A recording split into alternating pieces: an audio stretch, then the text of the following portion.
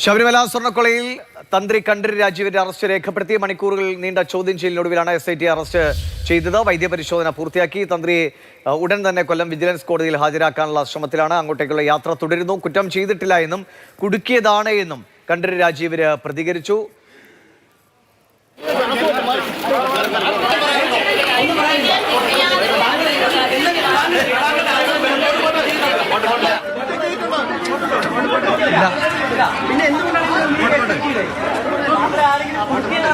താങ്കളെ കുടിക്കണമെന്ന് തോന്നുന്നുണ്ടോ? അങ്ങേക്ക് പറയാനുള്ളത് പറയൂ, പറയാനുള്ളത് പറയൂ.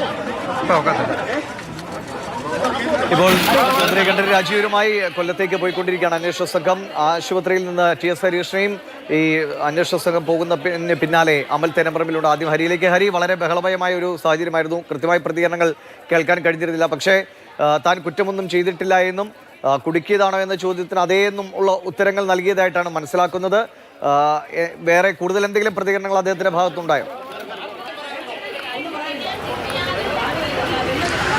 അദ്ദേഹത്തോട് പരമാവധി സംസാരിക്കാൻ വേണ്ടി നമ്മൾ ശ്രമിച്ചു. പക്ഷെ അദ്ദേഹം സംസാരിക്കാൻ തയ്യാറായില്ല എന്നുള്ളതാണ് പ്രധാനപ്പെട്ട കാര്യം. അല്പസമയം ഒരു 15 മിനിറ്റ് മുമ്പാണ് അദ്ദേഹത്തെ ജനറൽ ആശുപത്രിയിലേക്ക് തന്ത്രിയുമായി പോലീസ് വാഹനം എത്തിയത്. അതിനു മുമ്പ് തന്നെ ജനറൽ ആശുപത്രി പരിസരത്ത് പോലീസിന്റെ ഒരു വലിയ വിന്യാസം ഉണ്ടായിരുന്നു. കാരണം ഈ ശബരിമല സ്വർണ്ണക്കൊള്ള കേസുമായി ബന്ധപ്പെട്ട അറസ്റ്റിലായിരിക്കുന്നത് ശബരിമലയിലെ തന്ത്രിയാണ്. ശബരിമല ക്ഷേത്രത്തിലെ തന്ത്രിയെ പോലെ ഒരാളെ ഈ കേസുമായി ബന്ധപ്പെട്ട് അറസ്റ്റ് ചെയ്യുമ്പോൾ അത് എത്രത്തോളം ഈ കേസിൽ പ്രാധാന്യമുണ്ട്, മാത്രമല്ല കേരളം എത്രത്തോളം ഞെട്ടലോടെയാണ് ആ വിഷയം കേട്ടത് എന്നുള്ളതൊക്കെ ചിന്തിക്കേണ്ട ഒരു കാര്യമാണ്. അതുകൊണ്ട് തന്നെ വളരെ വലിയ പോലീസ് വിന്യാസം ജനറൽ ആശുപത്രി പരിസരത്ത് നേരത്തെ തന്നെ ഉണ്ടായിരുന്നു. അല്പസമയം മുമ്പാണ് അദ്ദേഹത്തിന്റെ വൈദ്യപരിശോധന പൂർത്തിയാക്കിയതിനു ശേഷം വാഹനവ്യൂഹം കൊല്ലത്തേക്ക് പുറപ്പെട്ടത്.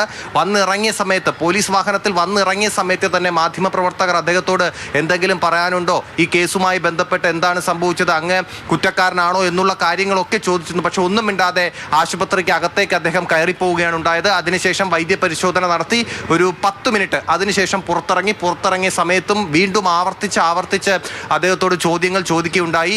ഈ കേസുമായി ബന്ധപ്പെട്ട്, അങ്ങയുടെ അറസ്റ്റുമായി ബന്ധപ്പെട്ട് എന്തെങ്കിലും പറയാനുണ്ടോ എന്നുള്ള ചോദ്യത്തിന്, താൻ കുറ്റക്കാരനാണോ എന്നുള്ള ചോദ്യത്തിനാണ് കുറ്റക്കാരനല്ല, തന്നെ കുടുക്കിയതാണ് എന്നുള്ള തരത്തിൽ അദ്ദേഹം തല കുലുക്കുകയാണ് ഉണ്ടായത്. കുറ്റക്കാരനല്ല എന്ന് പറയുകയും ചെയ്തു. അതിനുശേഷം വണ്ടിയിൽ കയറി പോകുന്ന സമയത്ത് സ്വാമി ശരണം എന്ന് അദ്ദേഹം പറയുന്നുണ്ടായിരുന്നു. ഇങ്ങനെയാണ് ജനറൽ ആശുപത്രിയിൽ നടന്ന നാടകീയ സംഭവം. ഈ കേസുമായി ബന്ധപ്പെട്ട് നമുക്കറിയാം, ശബരിമല അയ്യപ്പന്റെ പിതൃസ്ഥാനത്തുള്ള ആളാണ് തന്ത്രി എന്ന് പറയുന്നത്. ആ തന്ത്രിയുടെ അറസ്റ്റാണ് ഈ ശബരിമല സ്വർണ്ണക്കൊള്ളയുമായി ബന്ധപ്പെട്ട് നടന്നിരിക്കുന്നത്. അത് എത്രത്തോളം ഗൗരവമുള്ളതാണെന്ന് നമുക്കറിയാവുന്നതാണ്. ഇനി ഈ കേസുമായി ബന്ധപ്പെട്ടുള്ള നടപടിക്രമങ്ങൾ വൈദ്യപരിശോധന കഴിഞ്ഞ് കൊല്ലത്തേക്ക് പോയിരിക്കുകയാണ്. കൊല്ലത്തെത്തിയ ഉടൻ തന്നെ കോടതിയിൽ ഹാജരാക്കുകയും ചെയ്യും. ശരി, ഹരിയാണ് വിവരങ്ങൾ നൽകിയത്. നമുക്ക് അമലിലേക്ക് കൂടി പോകാം. അമൽ യാത്രയ്ക്ക് പിന്നാലെയുണ്ട്. അമൽ, കോടതി സമയം കഴിഞ്ഞു. മജിസ്ട്രേറ്റിന്റെ വീട്ടിലാണ് ഹാജരാക്കേണ്ടത്. എന്തായാലും റിമാൻഡ് ചെയ്യുന്ന സാഹചര്യമാണ്. ഉടൻ തന്നെ തിരിച്ച് തിരുവനന്തപുരത്തേക്ക് വരികയും ചെയ്യും. ഇതുവരെയുള്ള അന്വേഷണത്തിൽ കൃത്യമായ തെളിവുകളുണ്ട്, മൊഴികളുണ്ട് എന്നാണ് SIT നിന്ന് നൽകുന്ന സൂചന. അപ്പോൾ അദ്ദേഹത്തിന്റെ പ്രതികരണത്തെക്കുറിച്ച് കൂടിയാണ് ഹരി സൂചിപ്പിച്ചത്. എത്ര സമയം കൂടിയുണ്ട് കൊല്ലത്തേക്ക് എത്താൻ? SIT എന്താണ് പ്രതീക്ഷിക്കുന്നത്?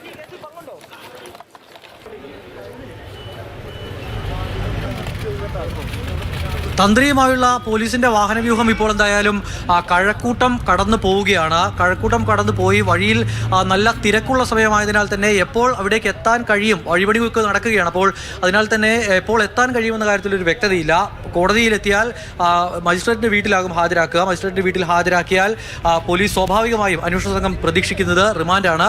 14 ദിവസത്തെ റിമാൻഡ് ഉണ്ടാകുമെന്ന് പ്രതീക്ഷിക്കുന്നു. അങ്ങനെയെങ്കിൽ തിരികെ നമ്മൾ ഈ കടന്നു പോകുന്ന അതേ വഴിയിലൂടെ തന്ത്രിയുമായി പോലീസിന് തിരികെ തിരുവനന്തപുരത്തേക്ക് എത്താം. അവിടെ ഇന്ന് പൂജപ്പുര ജയിലിലായിരിക്കും തന്ത്രിക്ക് കഴിയേണ്ടി വരിക. അതിനുശേഷം കസ്റ്റഡി ആപ്ലിക്കേഷൻ നൽകണം. അപേക്ഷ നൽകി കസ്റ്റഡിയിൽ വിട്ടുകിട്ടിയാൽ തുടർ ചോദ്യം ചെയ്യലും അതോടൊപ്പം തന്നെ തെളിവ് ശേഖരണവും അടക്കമുള്ള കാര്യങ്ങളിലേക്ക് കടക്കാൻ കഴിയും എന്നുള്ളതാണ് ഇപ്പോൾ പോലീസ് കരുതുന്നത്. പോലീസ് ജാമ്യം ലഭിക്കില്ല എന്നുള്ള ഉറപ്പിൽ തന്നെയാണ് അന്വേഷണ സംഘം ഇപ്പോഴും ഉള്ളത്. പുറത്തേക്ക് ഇറങ്ങിയപ്പോൾ തന്ത്രിയുടെ ഭാഗത്തു നിന്നുണ്ടായ പ്രതികരണം ആവർത്തിച്ചുള്ള ചോദ്യമുണ്ടായിരുന്നു. പക്ഷേ ആ ചോദ്യത്തിനിടയിൽ ഒറ്റ ചോദ്യത്തിന് മാത്രമാണ് പ്രതികരണം ഉണ്ടായത്. താങ്കൾ കുറ്റക്കാരനാണോ എന്നുള്ള ചോദ്യത്തിനല്ല എന്ന് പറയുന്നു. പക്ഷേ അന്വേഷണ സംഘം പറയുന്നത് അങ്ങനെയല്ല. തന്ത്രിക്ക് കൃത്യമായി തന്നെയുള്ള പങ്ക് ഈ കേസുമായി ബന്ധപ്പെട്ട് ഉണ്ട്. ഈ സ്വർണ്ണ കേസുമായി സ്വർണ്ണക്കൊള്ള കേസുമായി ബന്ധപ്പെട്ട് വളരെ നിർണായകമായ പങ്ക് തന്നെയാണ് ഉള്ളത് എന്നുള്ള കാര്യം പറഞ്ഞു വെക്കുന്നു അന്വേഷണ സംഘം. തെളിവ് ശേഖരണത്തിൻ്റെ അടിസ്ഥാനത്തിൽ, കൃത്യമായ തെളിവ് ശേഖരണത്തിൻ്റെ അടിസ്ഥാനത്തിൽ, മൊഴികളുടെ അടിസ്ഥാനത്തിൽ തന്നെയാണ് അറസ്റ്റ് ഉണ്ടായിരിക്കുന്നത്. തന്ത്രിയുടെ അറസ്റ്റ് എന്ന് പറയുന്നത് ഈ കേസിലെ ഏറ്റവും നിർണായകമായ ഒരു ഘട്ടമാണ്. അതിനാൽ തന്നെ അത് ഏതെങ്കിലും ദേവസ്വം ബോർഡിലെ ഉദ്യോഗസ്ഥനെ അറസ്റ്റ് ചെയ്യുന്നത് പോലെയോ അല്ലെങ്കിൽ ദേവസ്വം ബോർഡ് മെമ്പർമാരെ അറസ്റ്റ് ചെയ്യുന്നത് പോലെയോ ഈ പറയുന്ന മുൻ ദേവസ്വം ബോർഡ് പ്രസിഡന്റുമാരെ അറസ്റ്റ് ചെയ്യുന്നത് പോലെയോ അല്ല. ഇതിൻ്റെ തീവ്രത ഒരല്പം വലുതാണ്. അതിനാൽ തന്നെ വളരെ ജാഗ്രതയോടെയാണ് അന്വേഷണ സംഘം നീങ്ങിയത്. കോടതിയിൽ നിന്നും ഒരു വിധത്തിലും തിരിച്ചടി ഉണ്ടാകില്ല എന്നുള്ള ഉറപ്പിൻ്റെ അടിസ്ഥാനത്തിൽ, കൃത്യമായ തെളിവുകളുടെ അടിസ്ഥാനത്തിലാണ് അറസ്റ്റ് ഉണ്ടായിരിക്കുന്നത്. ഇനിയിപ്പോൾ ഈ തന്ത്രിയുടെ പങ്ക് എന്താണ് ഈ കേസുമായി ബന്ധപ്പെട്ട് എന്നുള്ളതാണ് അറിയേണ്ടത്. അത് ഈ സ്വർണ്ണക്കൊള്ള കേസുമായി ബന്ധപ്പെട്ട് അതിൻ്റെ ഈ കൊള്ള നടത്തുന്നതിൻ്റെ ആസൂത്രണം നടത്തിയത് തന്ത്രിയാണോ, അതോ ഈ ഉണ്ണികൃഷ്ണൻ പോറ്റിയെ അവിടേക്ക് എത്തിച്ചതിൽ മാത്രമാണോ പങ്കുള്ളത്? ഉണ്ണികൃഷ്ണൻ പോറ്റി മറ്റെല്ലാവരെയും തെറ്റിദ്ധരിപ്പിച്ച് പല കാര്യങ്ങൾ ചെയ്തതുപോലെ തന്ത്രിയെയും തെറ്റിദ്ധരിപ്പിച്ച് ചെയ്തതാണോ തുടങ്ങിയ കാര്യങ്ങളിലേക്കാണ് വ്യക്തത വരേണ്ടത്. റിമാൻഡ് റിപ്പോർട്ടിൽ പ്രാഥമികമായ കുറച്ച് കാര്യങ്ങളെങ്കിലും ഉണ്ടാകും എന്നുള്ളതാണ് നമ്മൾ പ്രതീക്ഷിക്കുന്നത്.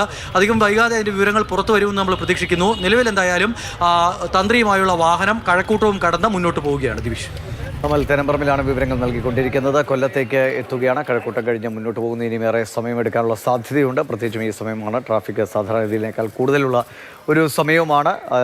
റിമാൻഡ് നടപടികൾക്ക് ശേഷം തിരിച്ച് തിരുവനന്തപുരത്തേക്ക് തന്നെയാണ് കൊണ്ടുവരിക. എന്തായാലും 2 മറുപടികൾ മാത്രമാണ് നിലവിൽ തന്ത്രി കണ്ഠരര് രാജീവരിൽ നിന്ന് വന്നിട്ടുള്ളൂ. അത് കൃത്യമായ വളരെ തെളിമയോടുള്ള വാക്കുകളിലൂടെയല്ല, ആ ബഹളത്തിനിടയിൽ കിട്ടിയ പ്രതികരണമാണ്. അതായത് തെറ്റ് ചെയ്തിട്ടുണ്ടോ എന്ന ചോദ്യത്തിന് തെറ്റ് ചെയ്തിട്ടില്ല എന്നും, കുടുക്കിയതാണോ എന്ന ചോദ്യത്തിന് അതെ എന്ന ഉത്തരവുമാണ് ലഭിച്ചത് എന്നാണ് മനസ്സിലാക്കുന്നത്. ഏറെ മണിക്കൂറുകൾ, അതായത് പുലർച്ചെ 4 മണിക്ക് ശേഷം തന്നെ SIT വിളിച്ചു വരുത്തിയതിനനുസരിച്ച് അദ്ദേഹം ചോദ്യം ചെയ്യലിന് ഹാജരായിരുന്നു. മണിക്കൂറുകൾ നീണ്ട ചോദ്യം ചെയ്യലിനൊടുവിലാണ് അറസ്റ്റ് രേഖപ്പെടുത്തുകയും ക്രൈംബ്രാഞ്ചിൻ്റെ പ്രത്യേക അന്വേഷണ സംഘത്തിൻ്റെ ഈഞ്ചക്കൽ ഓഫീസിലേക്ക് അദ്ദേഹത്തെ കൊണ്ടുവരികയും ചെയ്തത്. ശേഷം തിരുവനന്തപുരത്തെ ജനറൽ ആശുപത്രിയിലായിരുന്നു വൈദ്യപരിശോധന നടത്തിയത്. ശേഷം കൊല്ലത്തേക്ക് കൊണ്ടുപോയിക്കൊണ്ടിരിക്കുകയാണ്.